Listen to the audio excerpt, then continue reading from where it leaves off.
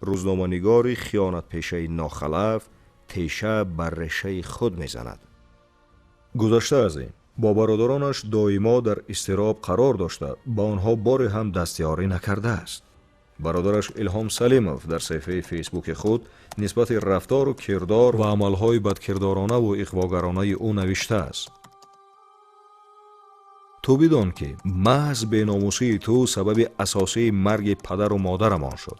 بیا یک مرتبه تحلیل میکنیم که برند میرزای سلیمپور به خاندان ما شخصا به من و وطنمان تاجیکستان چی سود یا زیان آورده است؟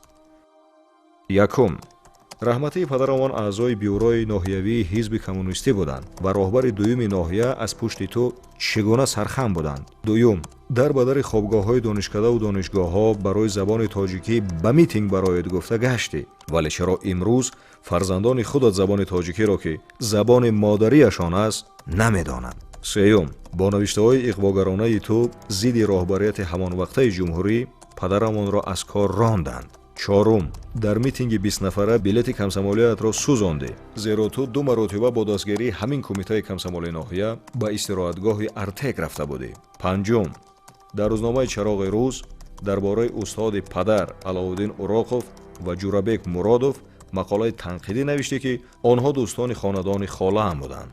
ششم، ماه یکم خانه‌دارشویت در پیش همه ما به مادرمان گفته که من زنم را برای شستن لباس شما نگرفتم. هفتم، درباره مشاور پرزیدنت تاجیکستان رحمان نبیوف مقاله نوشته که چی گپ‌های پدر به تو نگفته بود.